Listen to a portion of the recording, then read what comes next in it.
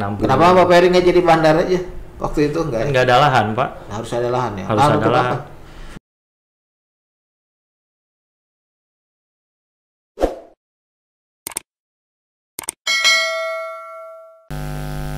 Assalamualaikum warahmatullahi wabarakatuh. Waalaikumsalam. Sahabat Channel, kita jumpa kembali di acara bincang-bincang dengan tamu yang selalu kita hadirkan di studio Channel. Mudah-mudahan video-video kita yang telah kita upload bisa memberikan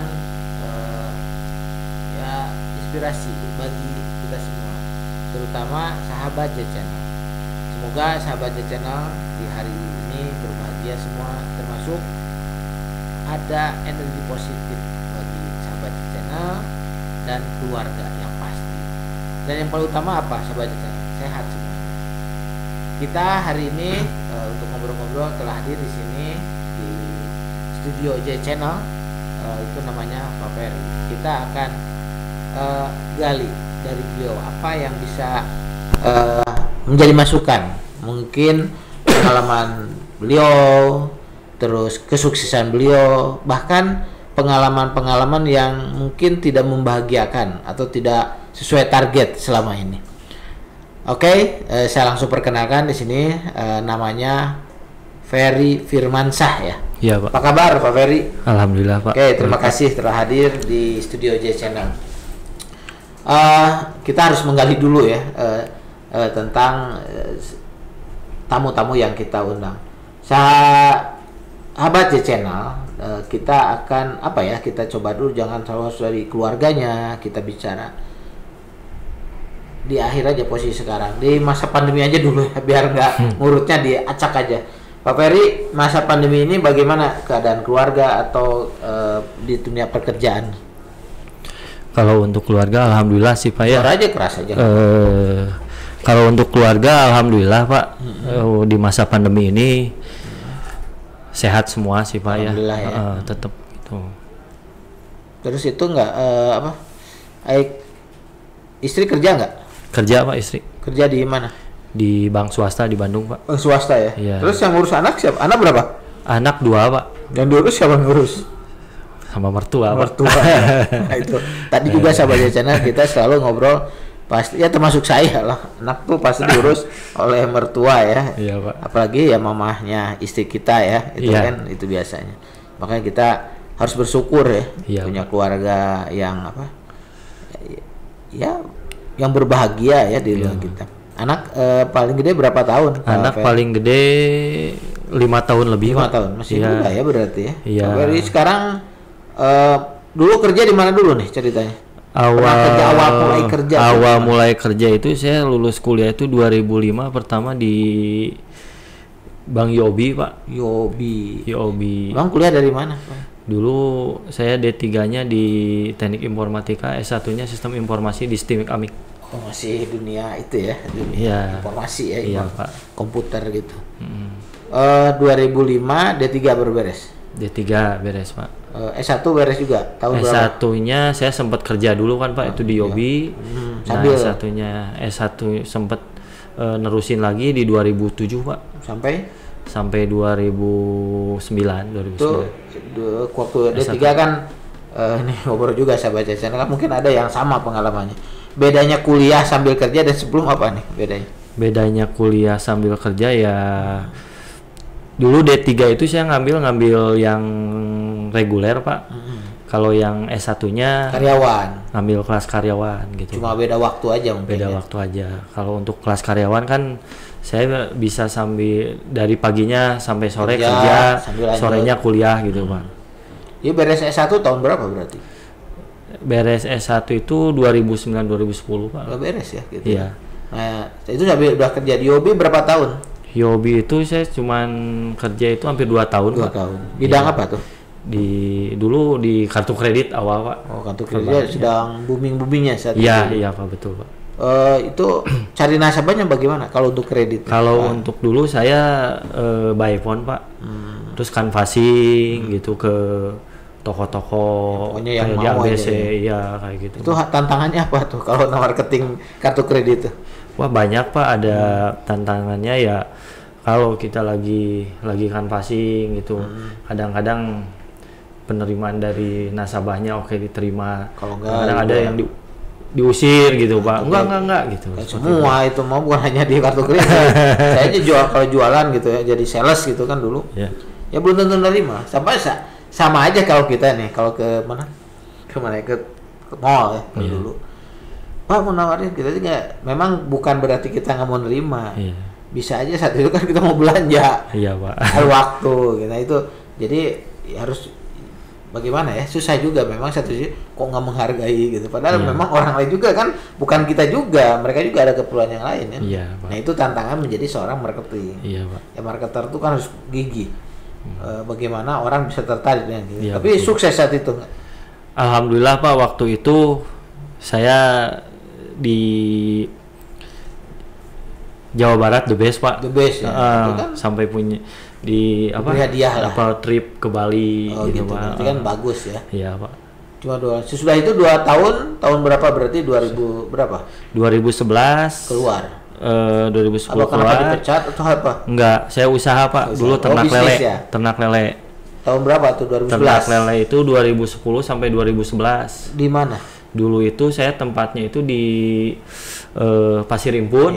Sahabat Channel menarik bahwa ini hal yang menarik tentang lele nih. Itu ide lele itu bagi dari siapa dulu? Saya lihat-lihat dulu di TV gitu Pak, terus tiba-tiba punya ide gitu Pak ya. Nah, dulu lele yang pakai kotak bulat itu atau yang kotak pakai tembok? Saya sewa Pak dulu, sewa kolam. Sewa kolam itu saya di teman saya. 1 tahun alhamdulillah saya maju.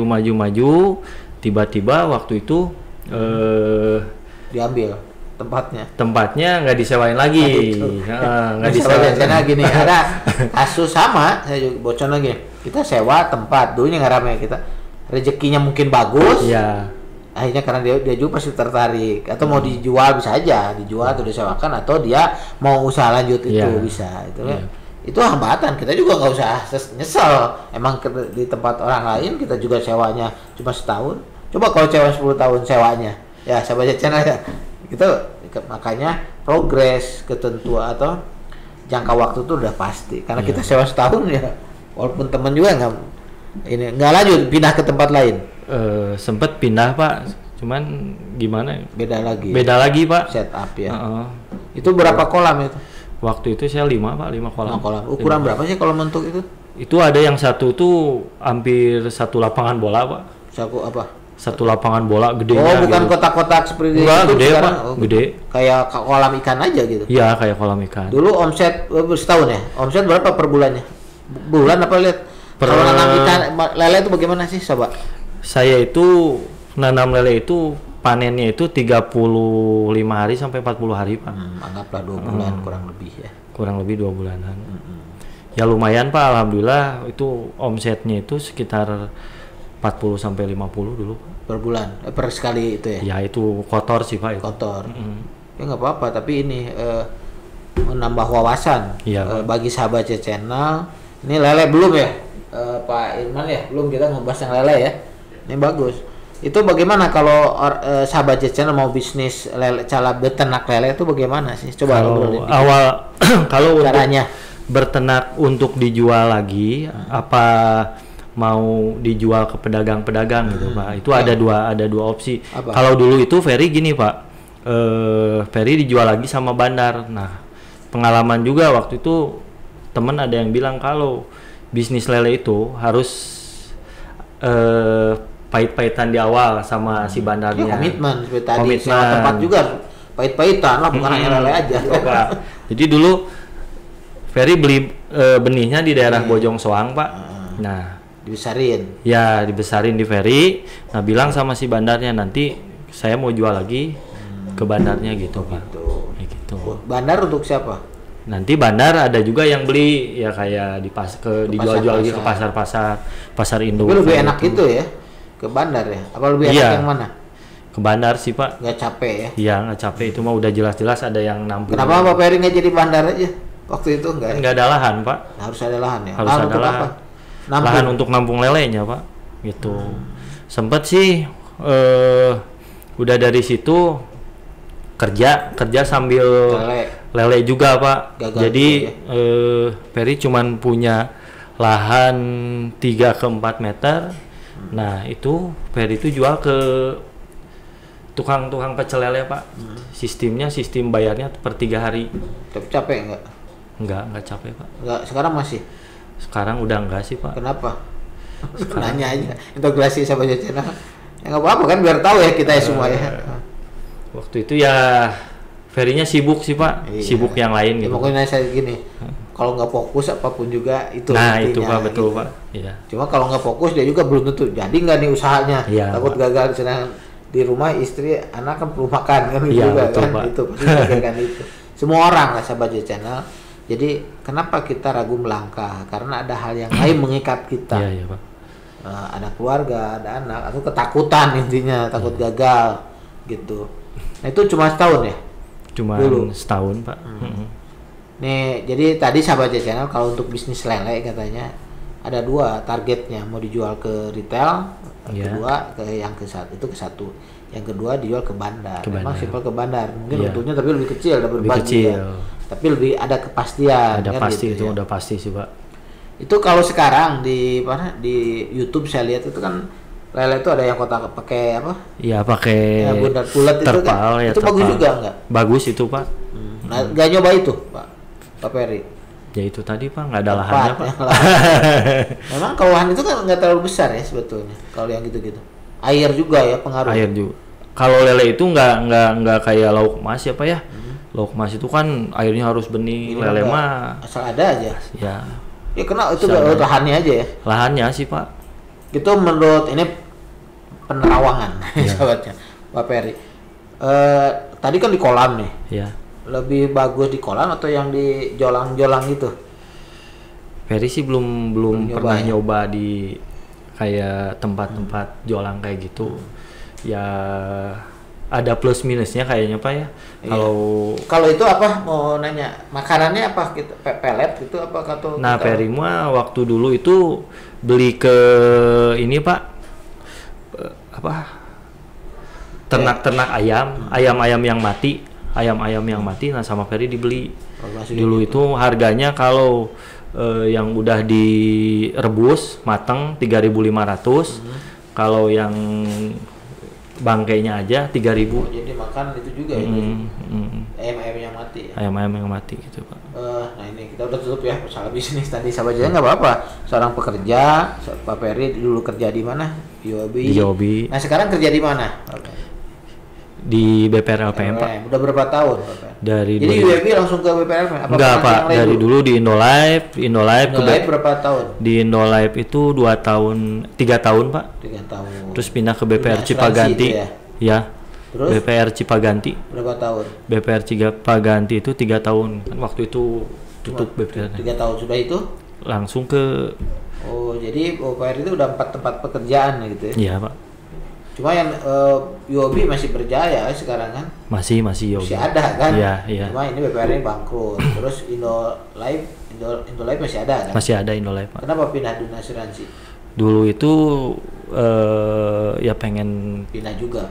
Cari suasana. Jadi kita interogasi aja terus. Ya. Apa bedanya kerja di perbankan dan di asuransi itu apa bedanya?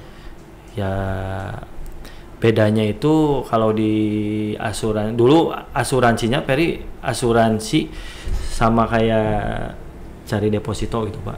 Itu iya, jadi asuransinya sama ya. Iya. Dan sekarang di BPR juga mencari deposito dan kredit ya? Betul Pak. Sama ya. Iya Jadi nggak ada bedanya. Demikian sahabat channel bahwa obrolan dengan Pak Ferry itu disimak dari tadi yang obrolan itu banyak yang jadi pelajaran bagi kita. Dia kerja terus tadi bikin peternakan lele. Pernah bisnis yang lain nggak? Jual beli mobil Pak. Ya, mobil itu lanjut sampai sekarang kan kalau itu kan. Iya Pak. Ya bisnis nggak berhenti lah. Yang penting halal gitu kan. Iya, Pak. Fokus tempat kerja juga harus fokus. Iya, Pak. Walaupun pindah-pindah tetap jangan sampai membuat ada cacat gitu kan. Iya, Pak. Sampai jadi channel. Iya. Kita tuh jejak digital tuh apalagi perbankan. Iya. Salah sedikit nanti suatu saat akan muncul gitu kan kalau perbankan. Sukses Pak Ferry, salam untuk keluarga. Makasih, mudah-mudahan di tempat kerja sukses terus bisnis juga bisa jalan nanti ke depan, yang penting kan keluarga bahagia. Amin. Demikian sahabat channel, kita ngobrol santai dengan Pak Ferry, semoga ini menjadi informasi. Saya juga masih kagok-kagok nih ngobrol karena ini tim mendorong saya harus cepat-cepat, waktu kan cuma diatur karena yang ada wawancara yang lain sahabat channel. Mudah-mudahan ini menjadi informasi, inspirasi dan motivasi bagi sahabat channel semua. Sampai jumpa dengan tamu lainnya. Assalamualaikum warahmatullahi wabarakatuh. Waalaikumsalam.